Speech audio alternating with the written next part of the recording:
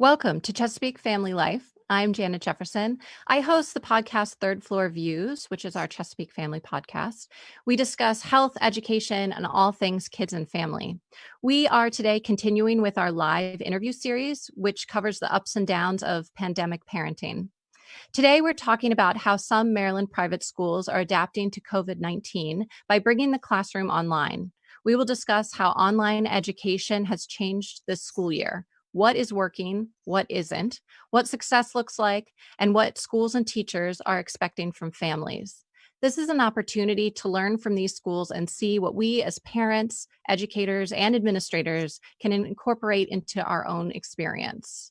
Here with us today are Brian Michaels, the upper school division head at the Key School, Kelly Wilson, Director of Studies for Middle and Upper School at Severn School, and Sarah Allen, Director of Teaching and Learning at Indian Creek School. Thank you for being here today.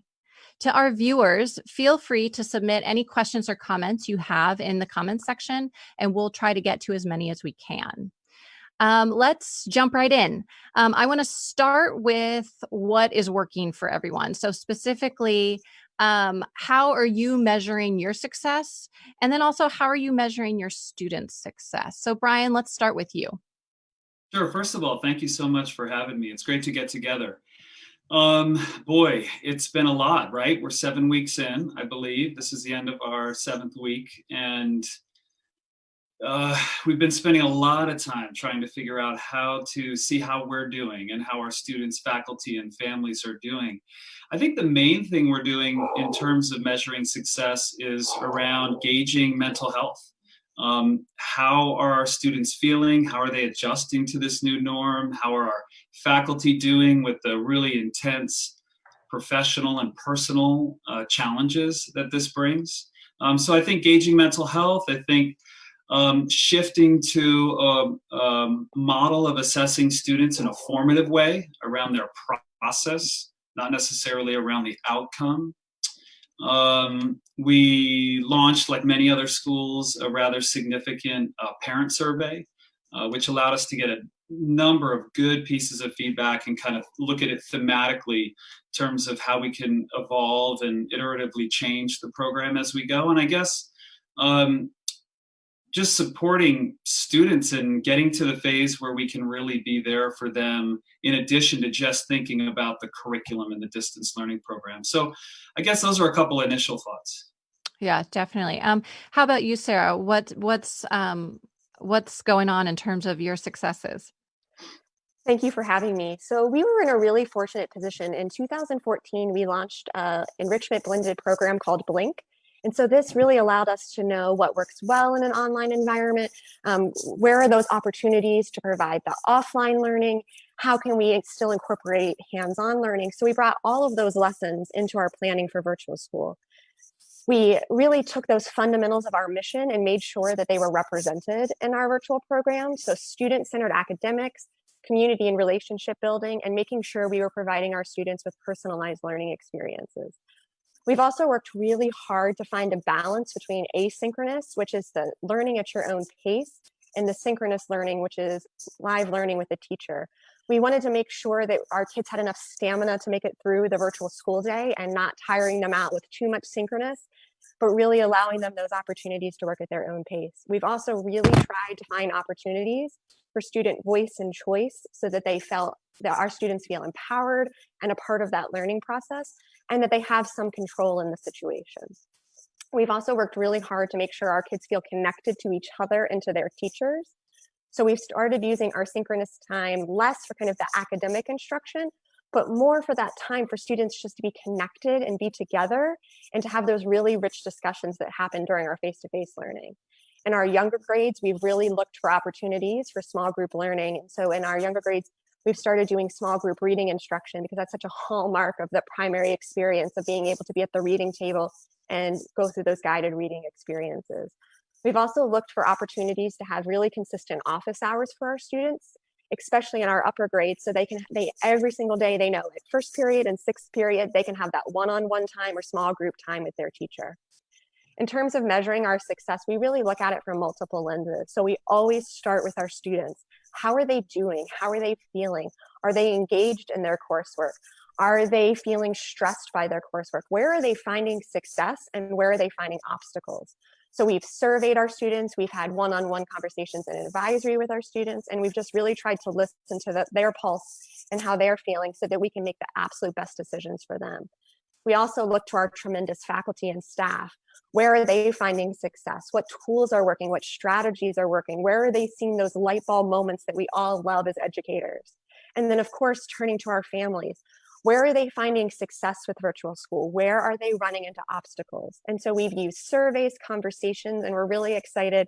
In the next 2 weeks, we're launching a family engagement series of webinars and interactive town halls to really hear from our families firsthand, not just in a survey format, but to hear firsthand, how are they doing? How can we support them more? And how can we make this the best possible experience for our students? In terms of and student success, we're really just looking at, just like Brian said, that formative assessment, really making sure we're giving our kids the feedback that they can take away that's personal, actionable, and relevant, and really looking at how we assess. In this particular iteration, we're using pass-fail, but as we look to the fall and we think about if we're still in a virtual model in the fall, if we're in a more blended model in the fall, we'll be rolling out a new assessment system at that point.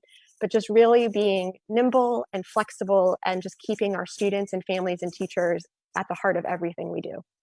Yeah, that makes a lot of sense. So I'm starting to hear some common threads as mental health being a priority, a lot of feedback with surveys, and even one-on-one feedback, and then whatever it may be in terms of enrichment being blended, and making sure that there's consistency too, which I think is really important for students. So Kelly, what else is working for you guys at Severn? What things have been a great success for you? I think one of the things that's been a great success for us is the fact that we've kind of kept our schedule and provided kids with that sense of continuity of experience, for our teachers as well. Having, the classes are a bit shorter and, we try to put in some breaks, but overall having that we've gotten a lot of great feedback from our parents and students, but that's helped them stay motivated to continue the work. And our attendance, which is to me one of our measures of success, has been at the same level, if not higher, than when we were brick and mortar. For us overall as a school, I think we began 5 to 6 years ago when we really improved our summer professional development series for our faculty. We've been offering classes to how do you teach classes online. We're a part of a program called Malone School's Online Network, where we currently have students that take classes asynchronously or synchronously already. And we have teachers that teach in that program. So we have some in-house expertise on how do you do this kind of remote virtual learning. And, for us, it timed out quite well, as much as a pandemic can time out well, in the sense that our head of school, Doug Lagarde, started thinking about this beginning of March, and we did some training with our teachers on how do we shift this before we went on a spring break. We had the last 2 weeks as spring break in March, and we came back kind of ready to hit the ground running. And we created remote learning guides for our parents and students, and also for our faculty, to put forth clear expectations on what we wanted from all parties and how we thought this would work. We've held town hall meetings with every single grade level. We have an ambassadors check-in program that has made at least 2 phone calls to every single family that we have and gotten feedback from them. And that's been invaluable. And that's really one of our measures of success, is the comments that we've received from them talking about how, they feel like we're really on top of it, and that the kids are still learning and engaging. So that's definitely part of it. That's great. Kelly, let's start with you and talk a little bit about what have you tried that maybe hasn't worked? I think one of the things that we find through this process is that there's a little bit of natural fatigue that comes from, attending these Zoom sessions or trying to do this type of work online. So one of the things, we started saying, like, hey, we're going to be 5 days a week. And now we're kind of backing off and taking 1 day a week where we're not holding classes. It's just to allow people to just get their breath, get away from the screen a little bit. So that's one of the things that we've found. And then we did modify our grading philosophy. We are continuing to grade, but what we did is we put in place a lower limit. So they couldn't have a grade less than their third quarter or mid-semester point. And so they have the opportunities to continue to raise their grade, but we didn't want to disadvantage any students by this new environment affecting, how they learn. And so we put that lower cap on it. Mm-hmm. Yeah, that makes a lot of sense. And I'm sure is reassuring too to students. Yeah. Sarah, what about you? What have you tried that has not worked? So we've broken, something that's been really helpful is we look at our virtual school in terms of kind of sessions. So 2.5 weeks. So at each of those marks, we can reevaluate, and things that have been challenging, we can really innovate solutions to. So our school schedule did not translate well into our virtual school. Our students were having we have a rotating schedule, and they were having a hard time knowing kind of when the synchronous meetings were and keeping up with the schedule. So we made 2 really important shifts. In our lower school, we moved to a 4+1 model, similar to what Kelly is speaking of. So 4 days a week, our students are doing their core classes. So that's reading, math, science, and social studies. And then on that 5th day, our students are doing their co-curricular classes. So art, music, Spanish, research lab, PE. Our co-curricular classes are really important to us at Indian Creek, and we wanted to make sure that the students really had time to focus on that. What we were finding is that we had time at the end of the day for those students to work on that, but they were so fatigued that they weren't getting to some of those really important art lessons and Spanish lessons. So we wanted to move those over to a separate day so that our kids could really jump in and enjoy STEM lab and enjoy art. And then on those 4 days, really focus in on their core classes. In our primary, so our pre-kindergarten and our kindergarten, we stopped dating our learning plans. Parents were feeling a lot of pressure that if they didn't get everything done on the dated learning plan, that they needed to kind of pick that up the next day or sacrifice something to get it done. And we really wanted to be flexible and responsive to every one of our family's needs. So instead of Monday, Tuesday, Wednesday, Thursday, Friday, we just gave them learning plan day 1, day 2, day 3, day 4, day 5. So Saturday and Sunday are the day they really want to jump in and do that hands-on lesson outside. They have that flexibility, and we took that pressure off of them. And that was from direct feedback from our families. That makes a lot of sense. Yeah. And for our upper school, we just moved to 2 synchronous classes a day to help with that fatigue, and then 2 sets of office hours a day. So the kids have that balance of live teacher interaction and then also that one-on-one attention, just to make sure that we really have that balance between synchronous and asynchronous and online and offline, so that our kids really feel empowered by the process, not fatigued by the process. Mm-hmm. Yeah. What about you, Brian? What maybe hasn't worked so well? Yeah, so I heard Sarah use words like nimble and flexible, and I think those are mantras for how we have to engage in schools and affect systems. I think you got to be willing to dump stuff that doesn't work. We were using an LMS, or a learning management system, which is kind of like your tech hub for seeing homework and seeing what's assigned. And it just didn't have the bandwidth to keep up with the national pressure of everybody being online. So while it had worked with us prior to distance learning, we dumped it, and I felt like we had to, and it has helped us. And now using Google Classroom is a much more fluid tool that matches with Google Suite that a lot of our school uses. I think 2 other things come to mind. We have a system at our school called Labs, and they're built-in student supports in addition to the academic time at school. And so we didn't start with those because we thought it'd be too much pressure on the kids and on the faculty. And what we probably a couple weeks in, we got that going, and it's been a great additional support to students academically, and also to have that one-on-one time and small group time with teachers, because socialization right now is huge. It's the commodity, right? We don't want to be staring at screens the whole time, and we want to be able, though, to connect with our peers and our friends and our colleagues. So we've really been ramping those kinds of things up. And I guess the last thing I'll share, and Kelly and Sarah have shared it too, is just around that balance between synchronicity and asynchronicity, which are our education terms for when you're taking a class with a teacher live, or when you're doing like a video or an interactive slideshow on your own time. And so in different divisions in our school, we've adjusted in different ways for the developmental level of those students, to some of the words used earlier, to not create fatigue, but to know that it's there, and to adjust to it. So those have been, ways that we have tried to move around some of the natural obstacles in presenting an education that is very unlike anything we do each day, and trying to bring those elements that we think are valuable to it. Yeah, definitely. Thanks, Brian. What role do you, as educators and administrators, want parents to play in this process? And Sarah, let's start with you at Indian Creek.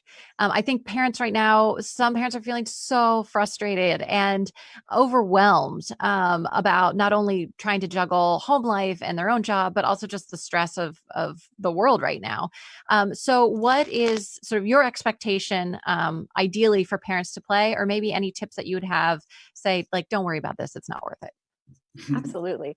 So I think, as in all schools, our families are just such a crucial part of our school community. Prior to moving to virtual school, we really focused on sending homeschool connections and using our learning management system to connect to families.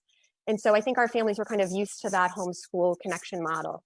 But more than anything, we want them to feel supported, engaged, and especially right now, because of the lack of social interaction, a part of the larger ICS community.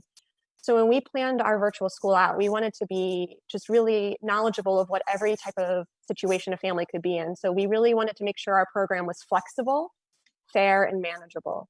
So in terms of flexible, we wanted families to know if they couldn't work on something at a certain time, it was okay to do it later. It's okay to reach out and say, we're just not going to get to this today. And in those moments, we encourage that. We wanted it to be fair so that the students know exactly what their expectations are. So like Kelly said, we made family guides and teacher guides so that everyone knew what their role was and that what was expected of them. And then we really wanted it to be manageable. So in that vein, we made sure, and we continue to make sure, that when our teachers are assigning work, that we're encouraging self-advocacy and independence. Even in our youngest learners with 3s and 4s, we tried to make sure we were using those predictable school routines so those kids can lead that learning. If it's circle time, we wanted them to, they know those songs, they know those routines. So from our youngest learners to our oldest learners, we were intentional and continue to be intentional in the work that we give them so that they can build that independence. So if a parent needs to get on and do their own Zoom call on their own work, they know their child could work independently. We also tried to make sure the technology we were using was familiar so that our kids could jump right in. We didn't want kids to have to spend a lot of time, or parents spend a lot of time, to learn how to use technology. We wanted them to use that technology that we used every day in the classroom.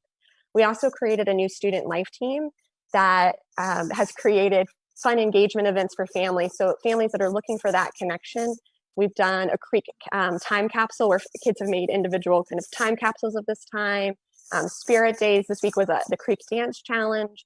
So those parents that are looking for those connections, there were opportunities. But for those parents that are feeling overwhelmed and stressed, we really want them to know, and we continue, this is kind of our mantra, is just flexible, fair, and manageable. And that we understand that there are going to be days or weeks where the load might not be manageable, and we want to be there for them. And so we just really encourage our families to work with us in terms of a partnership and reach out when they're feeling like that so that we can come up with a plan.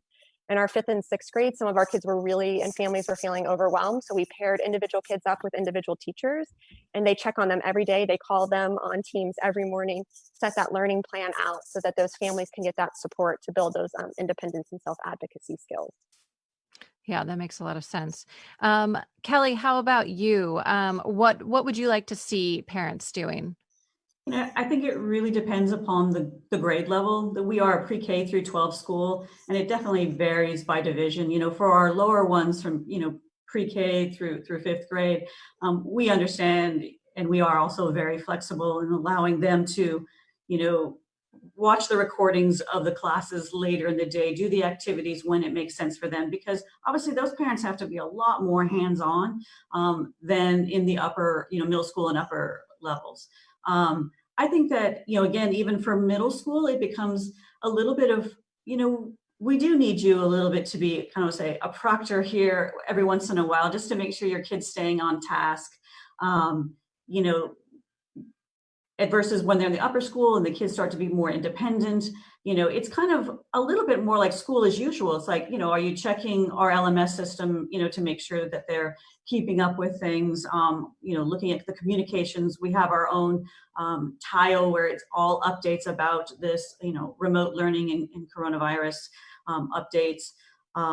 We began in the beginning with, before we ever went live, like reaching out to families to say, do you have any tech needs? Everything from, Wi-Fi and or computers? Did they need that? So we make sure that they all had what they needed. We did like Zoom training sessions with our faculty and with kids. And we've really used, for us, our learning management system has been like really a godsend for us, because it's been where we have always communicated with our students on expectations, and we also load a lot of our content and material and topics pages behind it. So we invite, and parents can see this as well, so they can follow along with the curriculum if they need to be able to support their child. I think it's just an ongoing partnership between us and them, as it always is. And for us, we reach out to them with like the town hall meetings and touching base with phone calls to make sure that we know what any potential problems are. Our students have, study hall periods, and we have guided study hall for those students who need additional support. And so, and they're continuing to meet live with those kids every single day, to make sure that, what are challenges they're seeing. And I think that would be the same with parents. It's just, still trust us that, that we got this for the most part. But again, it definitely depends based on the division level. Yeah, that makes a lot of sense. There's no way that you could expect to do some of these independent activities with younger students. And then high schoolers need that freedom and feel like they're trusted to really be successful. And then middle schoolers, of course, it really depends on where they are. Yes. And that's going to be based on the individual. Brian, what about you? What do you really want to see the parent play in this whole scenario? Yeah, so I have two kids at Key, one in the upper school, one in the middle school. And so I watch that experience as a parent, and it helps inform how I think about it. But, I think the best piece of information I got was from my brother. He has two kids. He lives out in San Francisco, and we were chatting about things. And he said to me, Brian, you've been in schools for a long time. What do? I don't know how to teach. I've got my kids and I want to support them. I just don't know how to do it. So I spent some time just talking him down about just finding balance with his children. So I think there's three things. One is making sure I want parents to let us know what their child's experience is. And we have some amazing school counselors at our school that are access points for our families to let them know how both their child is doing, but also how they're doing as a parent. I know our faculty are talking to parents all the time to give them advice. One of the calls I remember from a couple of weeks ago is a parent who said, my child is just sitting in their room and just doing work for hours after hours. And I think it helped after the parent and I spent some time talking about, what was good about their schedule when they were at school on campus, and how can we mimic that at their house? And so that led to figuring out how to use blocks of time in the day, how to chunk assignments, how to mimic both lunch and activities and wellness and getting work done. So I think finding a schedule and helping your child find balance are key. And I guess the last thing is my wife and I like to watch Jimmy Fallon, and he's got his kids running around on that show. And, it's all about self-care. So I would encourage parents to take care of themselves, try to create that sanity in a very tough experience.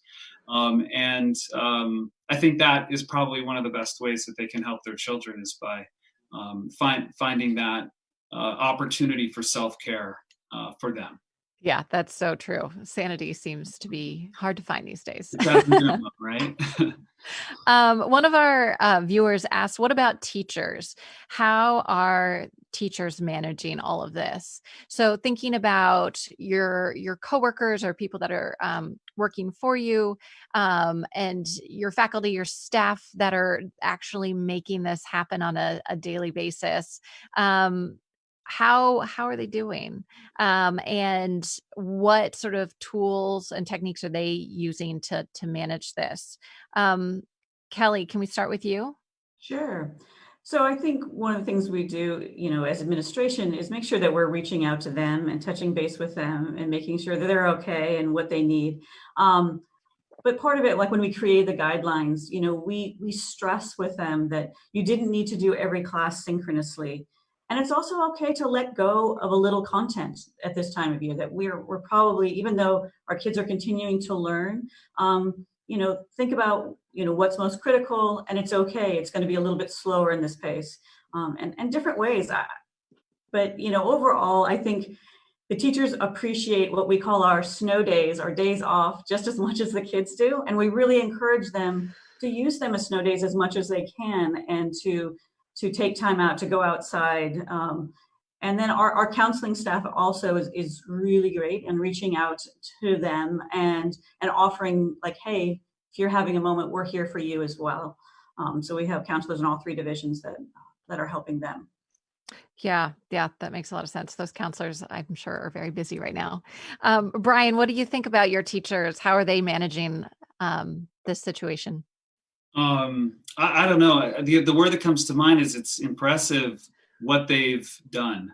I don't know. I teach a class. I have my background is in science, and I teach an oceanography elective, and I'm seeing a little bit of it as a teacher, but really it's just one section, and primarily I'm an administrator. But I think they're adjusting. I think they're trying to find time to support their own families and friends and loved ones and those that might be sick, while they're also trying to support the students.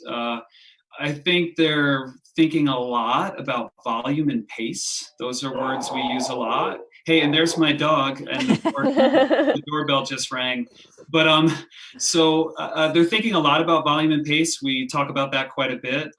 We have lessened the volume. We know that will have some impacts coming into the fall, but we know a lot is up in the air for the fall as well, and we're trying to create hybrid approaches and contingencies to be ready for that. The pace of the classroom has to change.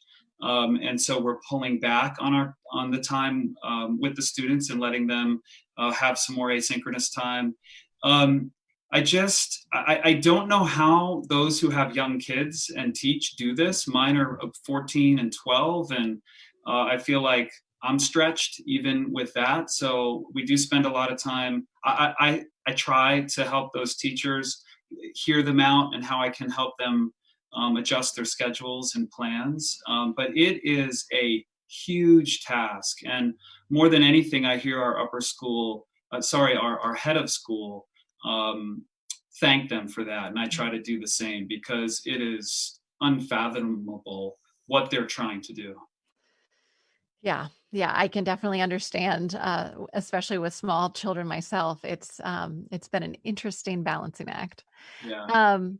Sarah, how about you? How are teachers at Indian Creek managing? They are just absolutely remarkable. Anything that comes their way, they just jump right in and do it with such grace and with such kindness and empathy. It's just, as an administrator, it's just completely heartwarming to watch them in action. And when we know what Brian and Kelly have said, they have little kids at home, and they're just absolutely remarkable. We've really stepped up our professional development and try to provide weekly sessions, and then most importantly, just drop-in sessions, so that whatever's on their mind, they can come talk to us about it. In our weekly faculty meetings, we do shout outs, so that we're not just focusing on the change, but some of the really positive things that are happening, and encouraging everyone to reach out to each other. And as we're doing shout outs and the chat, we encourage our teachers to give each other shout outs, just to continue to build each other up.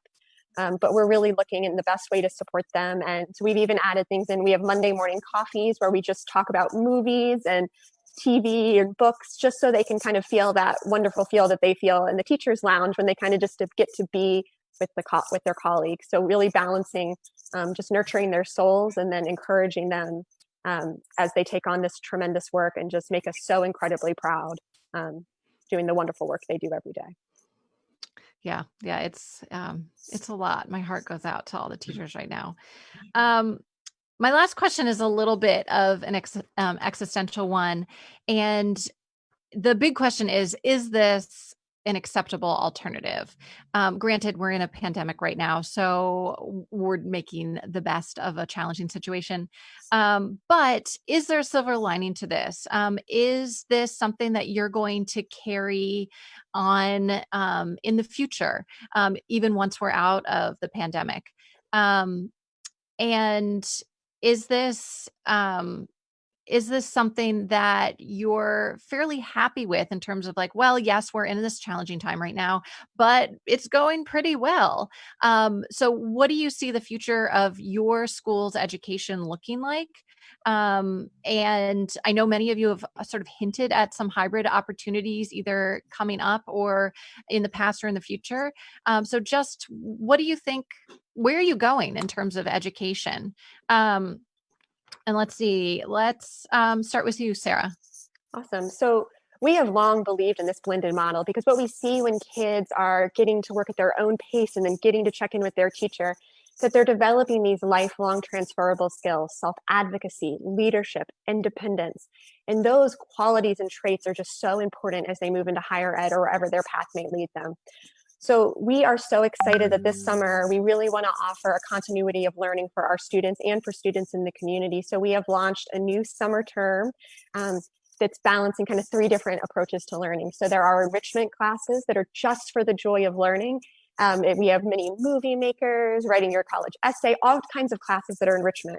We also have foundational classes for our students that want to either bolster those core academic skills or get enrichment in those core academic skills, a time to connect with their teachers, keep up those academic skills. And then we have acceleration classes for our students who want to open, take on a full credit class, but then open up their upper school schedule to take on a new or exciting elective. So we're just really excited to see where the blended learning leads us. And we just know there's so much potential because when we focus with student learning at the heart of an experience, we know that our kids are going to benefit and we know our families are going to benefit. So we're just really excited for what's ahead. That's awesome. That's really encouraging. What about at Severn? Kelly, what do you see the future looking like? Well, this year alone, we actually launched our first online, like asynchronous class for our students here on campus. And we had 4 teachers partner together to create this Harlem Renaissance class. And so we were already also looking at the future and saying that, there's 1 in 3 college students that will take a class online. And so we wanted our kids to have this type of experience before they head off to their next stage. But truthfully, we really miss the kids. And of course, we want them in person. But I also know that our teachers, this has improved our teaching and learning. I can't tell you how many teachers have come to me and stated like, wow, this whole process is making me a better teacher, whether it's online or in person. I think that we'll continue to look at opportunities for our students to take these online offerings in the summer because our kids tend to disperse. And so we were going to roll that out next summer. And but we also have a big summer institute for our faculty, and we were going to launch that to the greater public this year, but because of everything, we didn't get to the opportunity to do that. But I do think, and we will continue to modify the program based on the things that we've learned this year, and tweak it over the summer. Be prepared in the fall. If we need to open up remotely, then we're going to do it, and but improve, continuing to be, like I said, that whole words everybody views of flexible, nimble, what things work, what things don't. But mostly we just hope we're back in session with everybody. Yeah, definitely. Brian, how about you? What do you see the future of Key looking like after going through this? Yeah. I kind of heard in your original question, is it acceptable? Is it going well? And what would it look like? I got to be honest, in some ways it's not acceptable. Like our philosophy as a school is to be together, learning together and co-creating knowledge. Like that is a hallmark of what we do. And that doesn't work when a kid is hanging out at home, right? Or it doesn't work as well. So we are adjusting and we're making it acceptable and we're learning a ton from it. But it is not what we started September with our professional development, but it's what we're going to need to continue to develop skill sets to do well. So is it going well? I think so. I really do. I think that our kids and teachers are super resilient and they want to make it work because they care about their learning. And they're using these different modes and methods and mechanisms to make that happen. I've had some really great conversations with teachers about things that they're like, doesn't matter if it's going to be distance learning or in the classroom next year. I've got some new stuff that I really like, and I like it better than what I had tried before with a specific tool. So I think it's definitely going to benefit our program, and I think we're going to blend. Um, as was said earlier, we're going to blend some of this into what we do. And then I think for next year, we got to start by just looking at what the CDC is saying that we should do, CDC guidelines, state health department. We're already developing contingencies for hybrid models that were discussed earlier. We got to think about options where maybe there are 10 kids in a classroom and not 18. We have to think about models where we have some of the school here and maybe some of the school not here at a certain day, given how we can keep students safe. And it has to be driven from a focus of safety as an underlying point of then providing the education. So it's going to be very interesting. Those of us who have been in schools for a long time have to adjust. And I'm really confident in our ability to do that given our culture of our school. Yeah. I think it's a great opportunity to be really creative and find ways to integrate in ways that we haven't done before. Speaking as a former teacher. One quick last question. I'm just going to throw this out to the group. One of our listeners asked, what can parents do to help teachers? So as administrators and teachers, what do you think? Is there anything that parents can do to help teachers right now? Ask questions when you're confused. We want to help in every way we can, and don't feel like you can't reach out. I think every teacher and administrator wants to make this the best possible experience. And so don't be afraid to say, I really don't know how to do this, or I'm confused. We're here to help, and we'd love to help.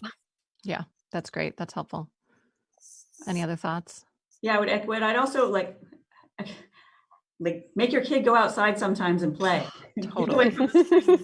It's but yes, I would say to support the teachers, stay up on the communication between, student, teacher, parent, But again, like I said, I think it depends a little bit on the grade level and allowing the kids to still have their independence in the upper levels. Yeah. I just echo that idea of communication. Where are the pitfalls? Where are the successes? Let's play off the successes. Let's diminish the pitfalls. Yeah. Definitely. Well, thank you so much. Thank you so much to Brian Michaels from Key. Thank you to Kelly Wilson from Severn and Sarah Allen from Indian Creek for being here with us today to address all of these questions about taking the classroom online and how virtual learning has changed the face of this school year and possibly next. Thank you also to all of our viewers and listeners today. Make sure you visit ChesapeakeFamily.com for up-to-date local information on home, health, and living for today's Maryland parent. I'm Janet Jefferson with Chesapeake Family Life and Third Floor Views. Thanks so much. Bye.